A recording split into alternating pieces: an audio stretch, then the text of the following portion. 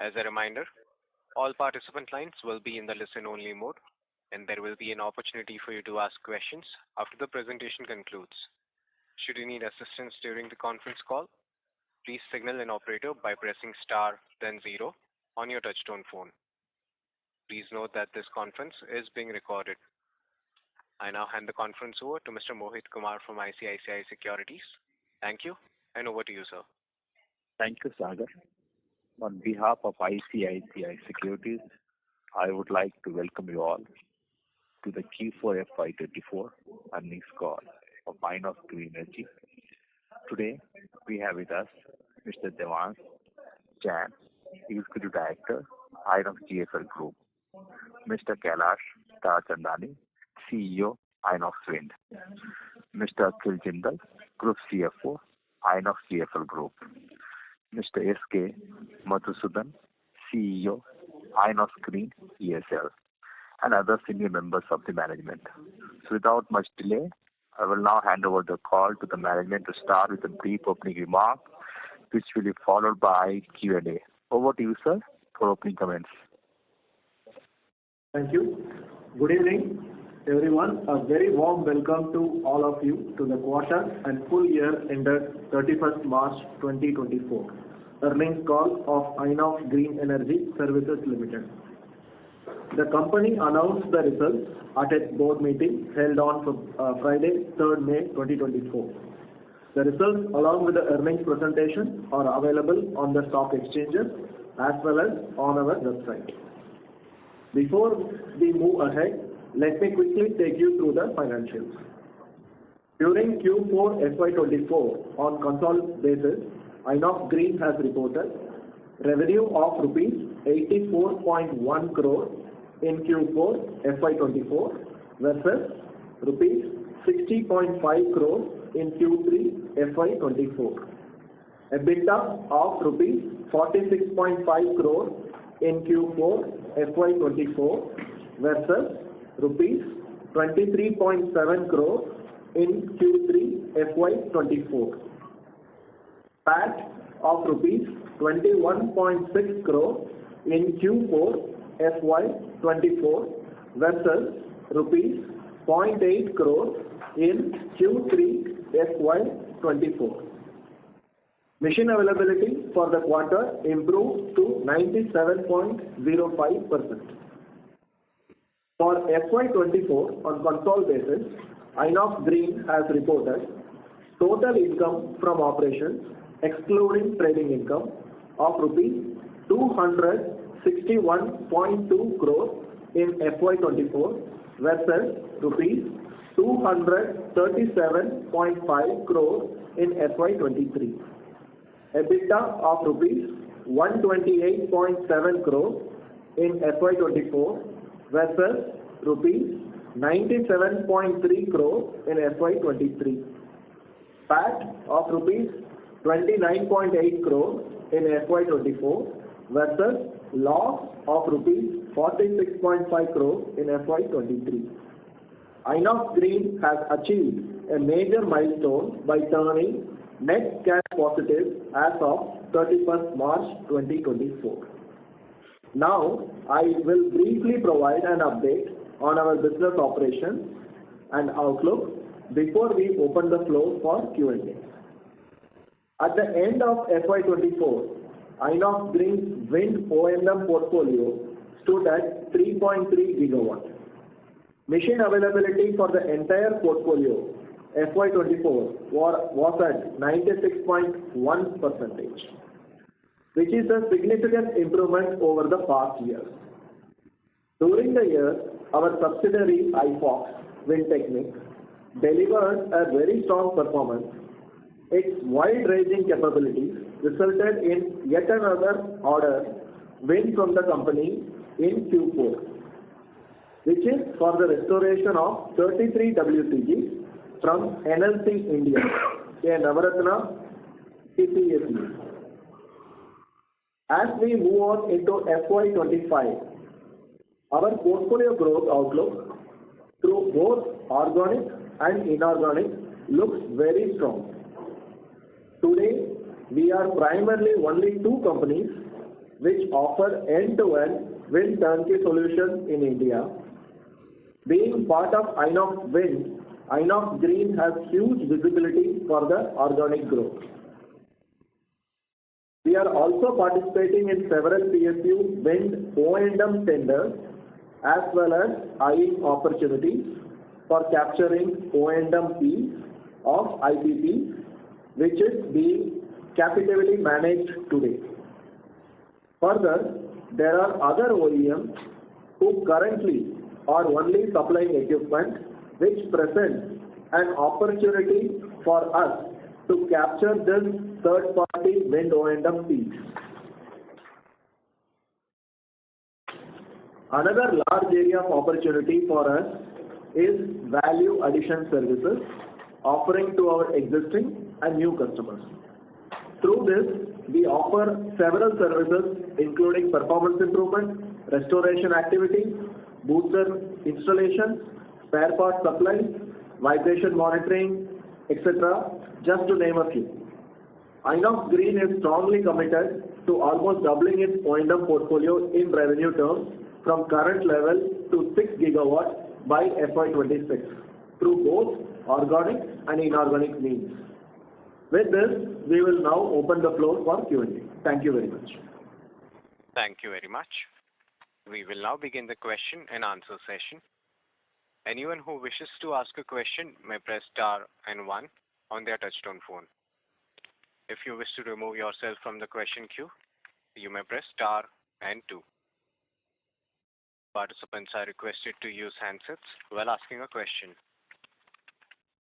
Ladies and gentlemen, we will wait for a moment while the question queue assembles.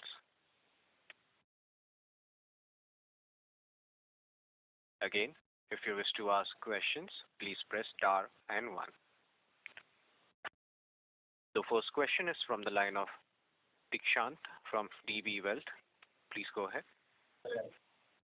Hi team, congratulations on turning profitable.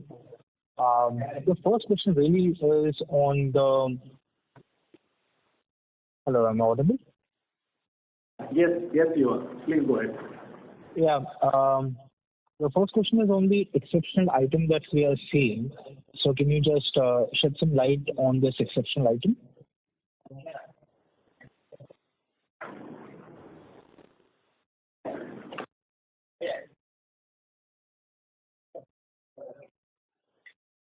Yeah.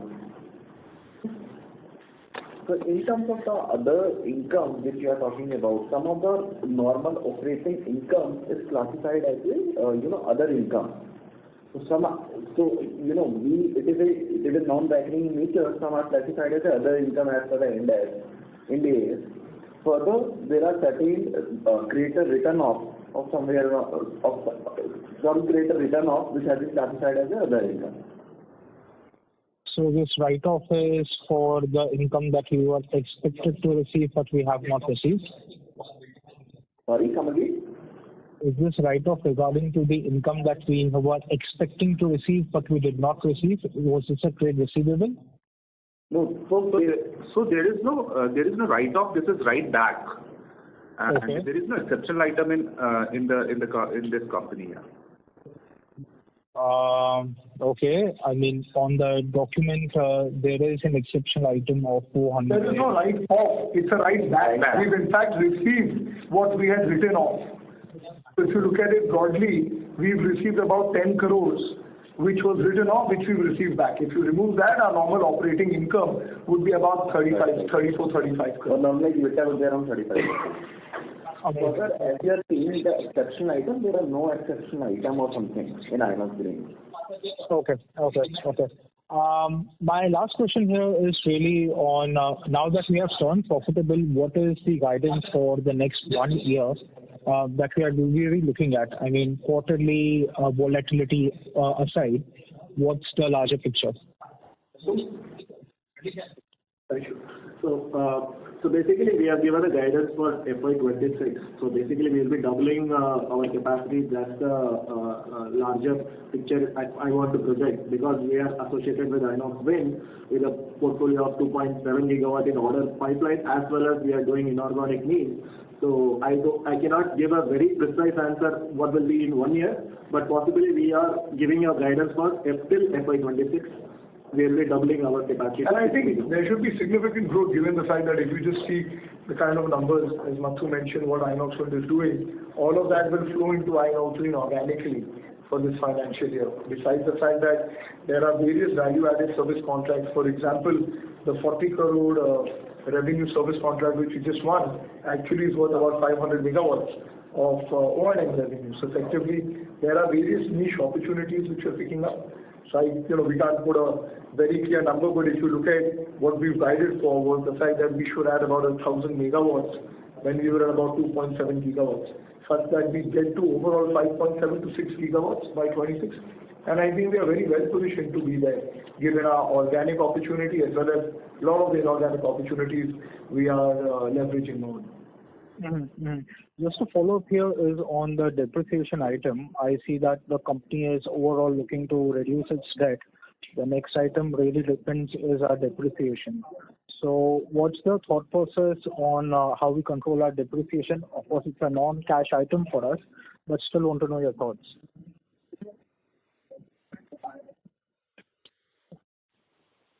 So in terms of the depreciation, that has been depreciated on a lump, SLM basis. As such, this IT asset doesn't require any kind of a capex, right? Yeah. Whatever the capex which we have done in the past is, it is optical capex which will be depreciated over a period of time. And as such, we are not doing any capex and this block will be nullified over a period of time. Okay. Also, it's a net cash entity as of 31st March. So we don't have debt in this company. So we're not doing anything to reduce the debt. On the contrary, from operations, it should become a cash surplus company with treasury operations. Yeah. Congratulations, team. Can I just ask one last question here? Yeah, sure. Yeah.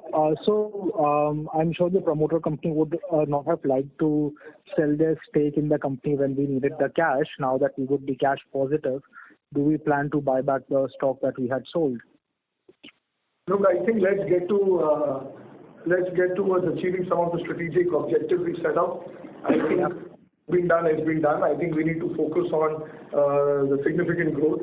And honestly, had this dilution not happened, the wind sector and the wind companies would not have been able to leverage the unique position we have in the wind sectors. For sure. Point number two, I think these are thoughts which must be getting discussed at the board level. This is not something which at the operating level we can discuss or debate.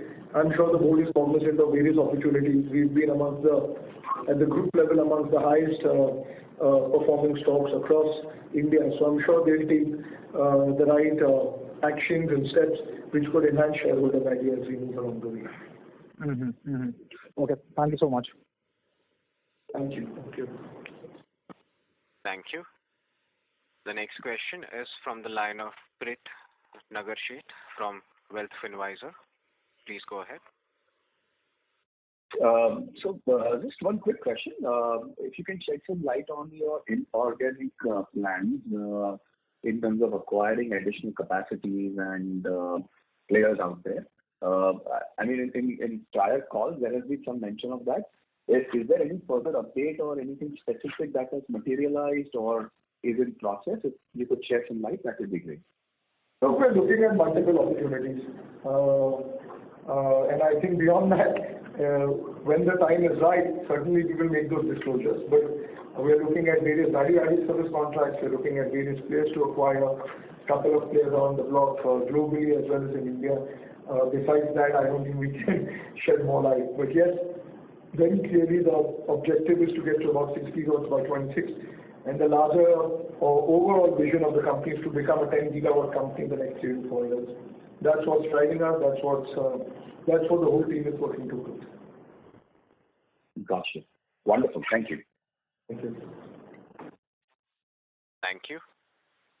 The next question is from the line of Rohan Vora from Envision Capital. Please go ahead. Hello. Thank you for the opportunity.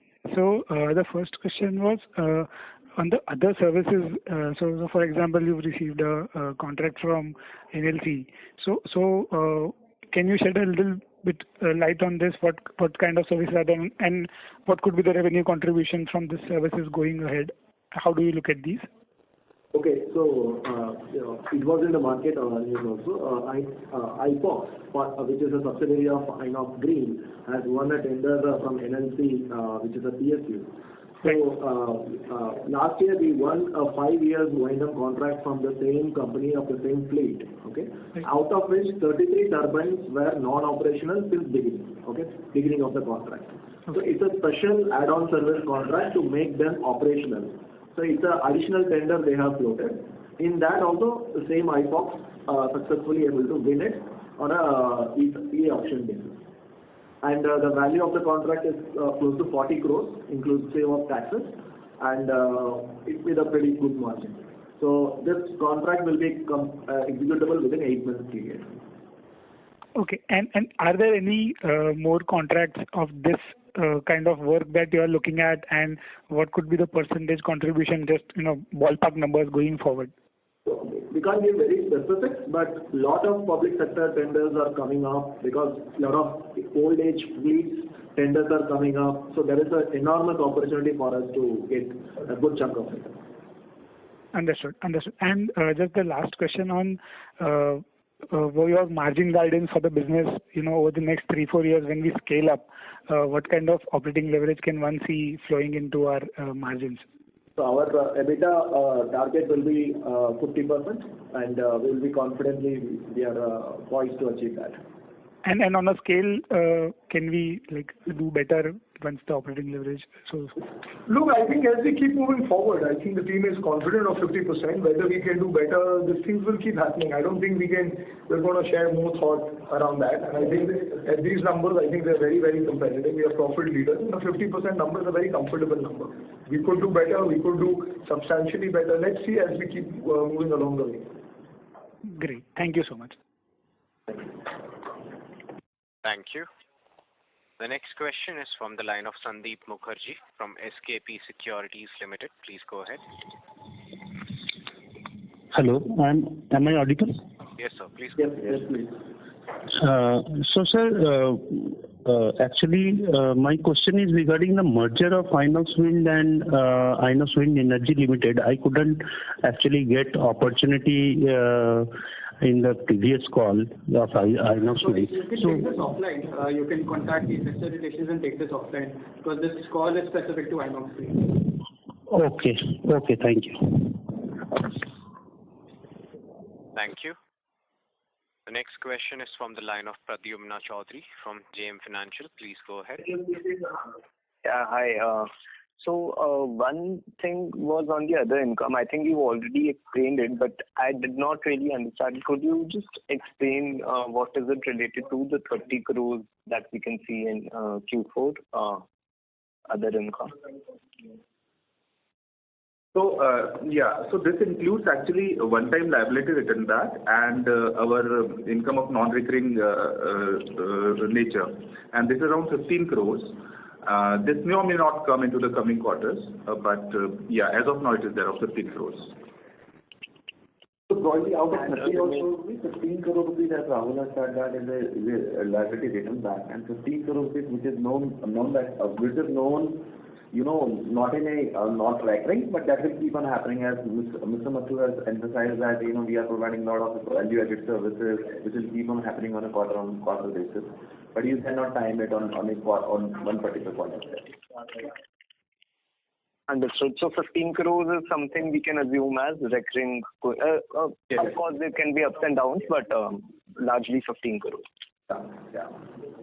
And so, how would you say, should we add it to the total income to just arrive at the realization, this 15 crores amount, to get an estimate of the kind of realization we are getting per contract? 30% our margin, 70-80% margin, but on a blended basis as our O&M revenue guidance also, it would be around 50%.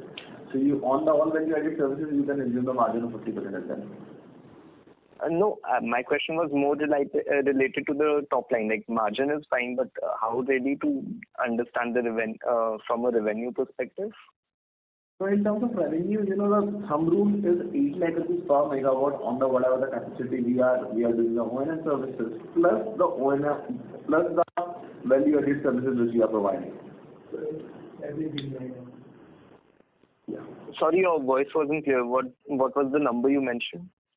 So on a thumb rule basis, 8 lakh rupees per year per megawatt is a thumb rule for any O&M contract on a comprehensive basis, right? Plus the value-added services which we are providing. So you can do the broad math according to that. All right. And currently, the 3.2 gigawatt portfolio, all of it is revenue generating. Like last quarter, all of it was generating O&M revenue for us. So 13 are on the free period, 13 are on the billable period, but as per the Ind AS policy, you need to straight line our revenue. So though it is on a free period, the revenue will start reflecting in our P&L statement. All right. That was really useful. Thank you and all. Thank you. The next question is from the line of Vinay Agarwal from Sri Venkatesh. Please go ahead. Congratulations to management for good set of results. I just wanted to ask a question. One of the largest EP contractor in relation to solar sector has expressed interest in entering O&M business for wind. So do we have also any interest into entering into O&M business for relation to solar? No, I don't think solar is something which excites us simply because it's a very rudimentary job, operates at 5 to 8% margin, wind operates at about 50% margin. There is no expertise, which is rocket science, barring cleaning panels and some small stuff. We are focused hardcore on the wind services. If there are add-on, bolt-on things which come along the way because of our hybrid FDRE RTC tenders, we may do a little bit of solar, but we have no interest otherwise in large-scale solar. There have been multiple acquisition opportunities, but that's not something which we're looking at. We are focused on growth, but profitable growth. We don't want to grow just for the sake of megawattage and not make any profits. Okay, thank you. Thank you. Participants, you may press star and 1 to ask a question. The next question is from the line of Ravi, who's an individual investor. Please go ahead. Thank you for the opportunity, sir. Just one question I have. Sir, as of my understanding, Inox Wind is a net debt-free company, right? So I just saw that there is an increase in the finance cost compared to last quarter to this quarter. Am I missing something there, or can you just help me understand there is an increase in finance cost there? Well, it is a net cash entity, but if you see in the face of the balance sheet, there are certain debts which is still lying on the books of accounts, and there are certain FD and the cash and cash equivalents, right? So broadly, as per the revenue recognition mechanism, you need to book your finance cost in terms of the loans and book your income on the other income in terms of the cash and the inventory that you have. That is the reason one. And secondly, the company has become a net debt as of now. So broadly, over a period of time, the company has having a certain debt which has been repaid during the course of the year. Okay, yeah, thank you very much, sir. Thank you. Participants, if you have any questions at this moment, you may press star and 1 on your touchtone phone. The next question is from the line of Tushar from Retail Investor. Please go ahead. Yeah, hi. I have just one question. Can you please tell me the revenue mix between O&M and value added at present, and how can it look like in coming years? Yeah. So value added is an integral part of the O&M. For further clarification and such, you can get it connected offline as well. Okay, fine. That'd be all. Thank you. Thank you. As there are no further questions from the participants, I would now like to hand the conference over to the management for closing comments. Yeah. Thank you everyone for joining this call. We may please close this call now. Thank you everyone. Thank you. On behalf of ICICI Securities, that concludes this conference. Thank you for joining us. You may now disconnect your lines.